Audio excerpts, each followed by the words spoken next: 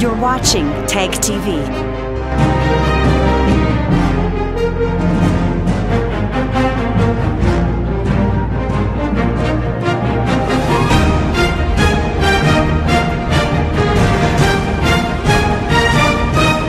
You're watching Tag TV.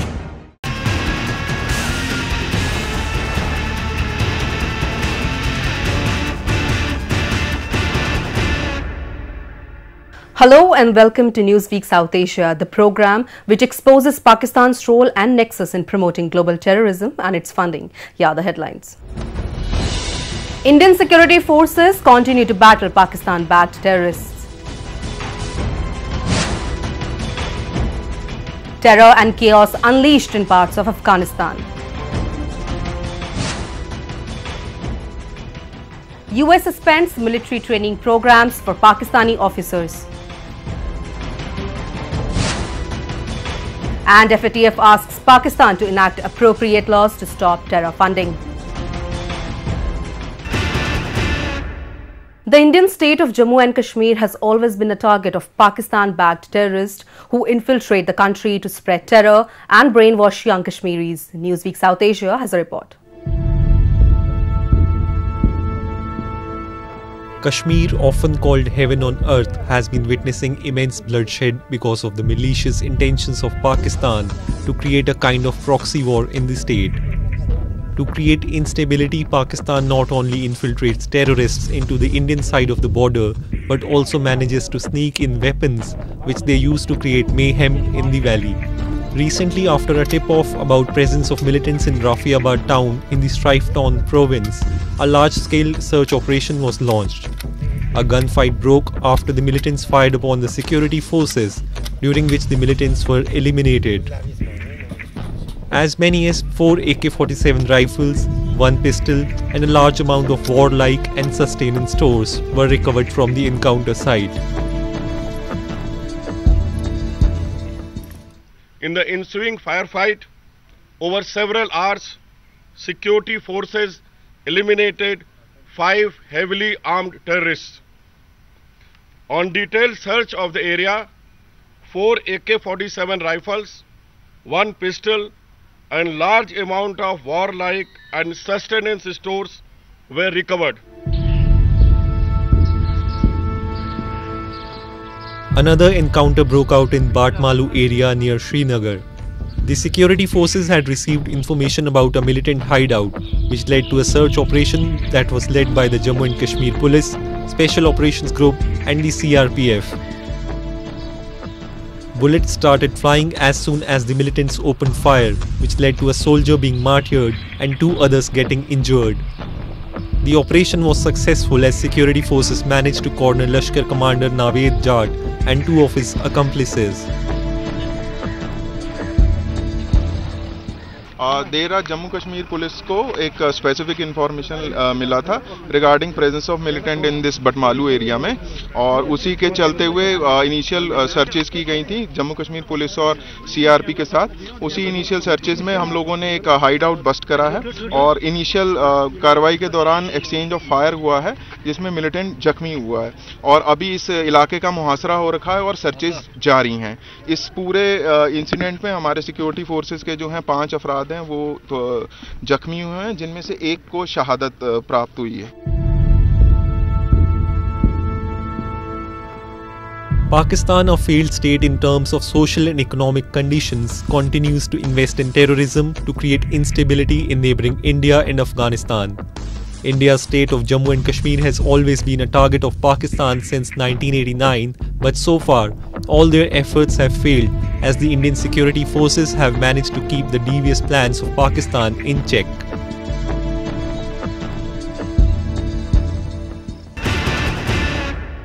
Just months before the elections, Pakistan continues its plan to disrupt peace and stability in Afghanistan through unleashing terror attacks. Its strategic assets in Afghanistan, the Taliban and Haqqani network, with support from Pakistani agency ISI, organized some of the meanest form of terror attacks this week. We have a report. The suicide attack outside the Afghanistan Election Commission is a glaring example of what the anti-democratic forces led by Pakistan's ISI have planned ahead of the October polls in the war-torn nation. The attack left one policeman martyred while other was injured. According to Kabul police, the suicide bomber wanted to get inside of the office and kill more people. از اینجا میخواست به طرف تظاهرات کننده ها بره و اونجا خود انفجار بتن. خوشبختانه از طرف پلیس شناسایی میشه. اینجا وقتی که ممانعت صورت میگیره یک دم خود انفجار میده. ما در کمربند اول پلیس ما اونجا حضور داشت، در اونجا انفجار میکنه. بدبختانه یک سرباز ما شهید میشه، یک سرباز ما زخمی میشه. Afghanistan also saw another bomb blast, this time again targeting the minority Shiite area where the Islamic State militants attacked an educational center. The latest attack was not claimed by any terror group, but previous attacks on the Shiite targets have been claimed by the Islamic State. The explosion targeting an educational center in the west of the Afghan capital tore through a large tent set up as a classroom in the courtyard, killing dozens of teenagers studying for a university entrance examination. As many as 48 people lost their lives, while 67 others were reportedly injured. برادر ممی کرسی معود متعلم بود، اما امروز فعلا شهید شده، حال پیشش آمده. تقریبا 22 نفر مجروح و 12 نفر شهید به شفاخانه استقلال از محل واقع انتقال داده شده که از جمله 5 نفر مجروحین از طرف دکتر سیبا وضعیتشان وخیم گفته شد. But the most disturbing news came out of the Ghazni province as the city turned into a battlefield for the Afghan security forces and the Taliban. With both sides suffering heavy casualties, it is the residents of the city which remains caught in the increasingly dangerous situation. تمام مرده‌ها و تراویشی‌ها که بود چوک‌ها افتیده بود کلگیش و جنگ در داخل شهر عالم روان بود و دو منطقه مچون در گرفته بود که چو فروشی بود یا چی بود یا مارکت‌ها بود. همیارن تقریبا چند منطقه وضعیت شهر غزنی خراب است. داخل شهر کل دکان‌ها بسته است. The Taliban fighters who stormed into the city of Ghazni in a stark show of force killed at least 25 police officers and one journalist instantly. The surprising attack on the strategically important city of Ghazni is part of the Taliban's well-calculated strategy that entails enjoying the military initiative in the insurgency that has been weaning down the Afghan security forces while taking advantage of the insurgent safe havens in Pakistan. The Afghan Taliban's show of strength in Ghazni is reminiscent of a similar assault on Kunduz in 2015. Video footage showed destruction, smoke and dozens of bodies inside the Ghazni city after heavy clashes between the Afghan government forces and the Taliban insurgents to take control of the city. لارې د امنیت په خاطر تلاشي او چک پاینټ ټول د خپل وطن خدمت په خاطر دا چک پاینټ کې شپه ورځ د خپل وطن د خپل خلکو د خدمت لپاره دلته ولاړ یو او وظیفه کوو. But the Afghan and the US-backed security forces managed to gain control over large parts of the city. However, it only came after 100 members of the security forces and 20 civilians lost their lives. The battle also caused a loss to the terrorists as around 200 of them got killed by the security forces. Pakistan did condemn the attacks, but its role in this particular attack and others is evident as those involved in them continue to get training and funding from Pakistan. The country is viewed as a supporter of terrorism. The Afghan Taliban and the other Pakistan proxies frequently orchestrate deadly attacks like this one on Afghanistan. President Ashraf Ghani blamed Pakistan for the unfortunate event. They believe Pakistan is the reason for most of the challenges confronting the Afghan state and its National Unity Government (NUG). Unless the Afghan people are allowed to own their country, the Pakistani military establishment will continue to toy with Afghan geography, resources and lives.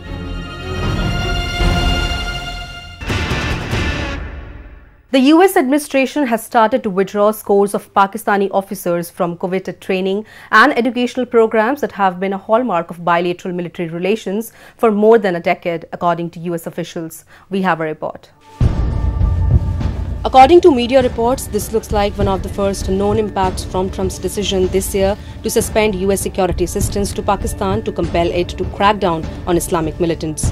Such cuts have never been reported earlier. The Pentagon and the Pakistani military did not comment directly on the decision or the internal deliberation, but defense corridor in both countries have mixed reactions on the issue.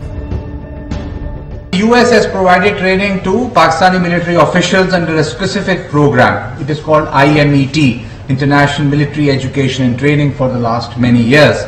However, as of January this year, all security assistance to Pakistan has been suspended. The IMET program for Pakistani officers was also affected by this decision. US officials said they were worried the decision could undermine a key trust-building measure. Pakistani officials warned it could push their military to further look to China or Russia for leadership training. The effective suspension of Pakistan from the US government's International Military Education and Training Program (IMET) will set off places that had been set aside for 66 Pakistani officers this year, said a Reuters report. This definitely stopping of funds by the United States is a step further to what Donald Trump, president, when he took up his presidency, announced that Pakistan has played a game of lies and deceit with them, that they have pumped in so many billions of dollars, but Pakistan has never reciprocated in that. So this is a step in that furtherance of that policy. The State Department spokesperson said IMET cancellations were valued at $2.41 million so far. At least 2 other programs have also been affected, the spokesperson said. It is unclear precisely what level of military cooperation still continues outside the IMET program beyond the top-level contacts between US and Pakistani military leaders. Pakistan has to decide what to do. Pakistan may hit back in the way that they may go down to China, or they may even approach Russia for the trainings, and China, as you know, is very interested that Pakistan totally comes into its fold because of its China economic corridor. The corridor is so important to China that it wants total dependence of Pakistan on it. So this move will also push Pakistan towards China. Report says the US military has traditionally sought to shield such educational programs from political tensions, arguing that the ties built by bringing foreign military officers to the United States pay long-term dividends. Trump, in his first tweet of 2018, slammed Pakistan, saying the country has rewarded past US aid with nothing but lies and deceit. Washington announced plans in January to suspend up to roughly $2 million in US security assistance to Pakistan. But weeks later, Pakistan's foreign secretary was quoted by local media saying that Islamabad had been told the United States would continue funding IMET programs.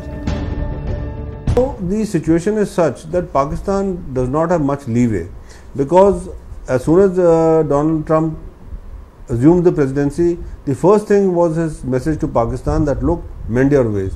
Now, as you know, it's nearly about 2 years and Pakistan has not really done anything to stop the Haqqani and the other networks that are operating over there. The suicide bomb attacks that are happening in Afghanistan, they have all been traced back to the ISI and these networks over there. Officially allies in war against terror, Pakistan and the US have a complicated relationship bound by Washington's dependence on Pakistan to supply its troops in Afghanistan, but plagued by accusations Islamabad is playing a double game. Tensions have grown over US complaints that the Afghan Taliban militants and the Haqqani network that target American troops in Afghanistan were allowed to shelter on Pakistani soil.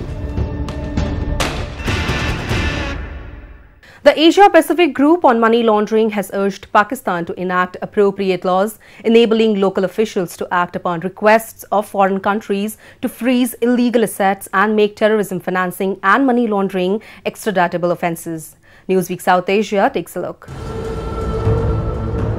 Pointing out deficiencies in Pakistan's legal framework, the visiting APG team related with the Financial Action Task Force pointed out that this could hamper Pakistan's effective response on requests of mutual legal assistance by foreign countries in money laundering cases, officials said.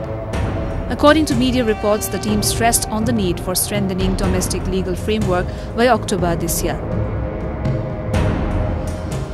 See, the Financial Action Task Force is an international body which is responsible for checking money laundering and terror financing. It is on a 1-week visit to Pakistan. Pakistan has already been placed on grey list by the FATF. Now FATF has got experts from various countries, in various domain experts, who are interacting with the government of Pakistan and its various organs to see that there are enough legislations and rules in Pakistan to prevent money laundering, to prevent terror financing, or to take action against those who are involved in harboring terrorists. All these things are being looked into in detail. The team also urged authorities to give predicate offence monitoring powers to the Securities and Exchange Commission of Pakistan and National Accountability Bureau. The group's other areas of concerns were activities by non-profit organizations and narcotics trafficking. The demand of now what they've told the Pakistan government is that you make rules so that your local agencies like the Pakistan Accountability Bureau and other agencies, they are able to take action against those who are involving terror financing or who are involved in money laundering, or those who are helping the terrorist infrastructure or terrorists to stay in Pakistan. The APG team visited Islamabad to assess legal and administrative arrangements for implementing the Financial Action Task Force recommendations for curbing money laundering and terrorism financing. Pakistan is not going to heed to this request because Pakistan is using terrorism as an instrument of state policy. For it, terrorism has become a meaning or a means of showing its assertion. Pakistan is one of those rogue states which is using terrorism to tell the world that either you listen to us or we will do this. So they are using terrorism to threaten the world. They are using terrorism as a tool for accepting their point of view.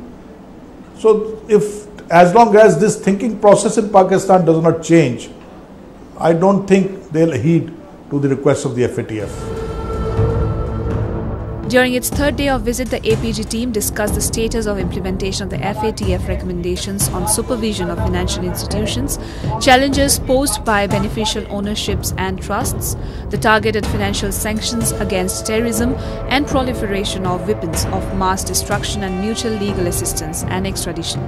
According to media reports, the officials said that the APG team also expressed concerns about implementing recommendations on extradition of criminals involved in money laundering and terrorism financing. The example is very clear. India has given a lot of evidence to Pakistan of its prominent terrorist leaders who are roaming freely in Pakistan. India wants them, India has given evidence, but Pakistan has taken no action. So similarly, when America has declared many terrorists in Pakistan as dreaded terrorists, most wanted terrorists and all these, but nothing has happened. They are roaming freely in Pakistan. You see Hafiz Saeed, or even you see Dawood Ibrahim, who is very much wanted by India. But so Pakistan continues to shelter these terrorists because they are using them as pawns, they are using them as their strategic assets to create trouble in their neighborhood. The FATF makes it mandatory for member countries to deny safe havens to individuals charged with financing of terrorism, terrorist acts or terrorist organizations. After discussions, the APG will prepare the second draft of technical compliance report before October, which can be improved upon during the mutual evaluation on-site visit scheduled for October.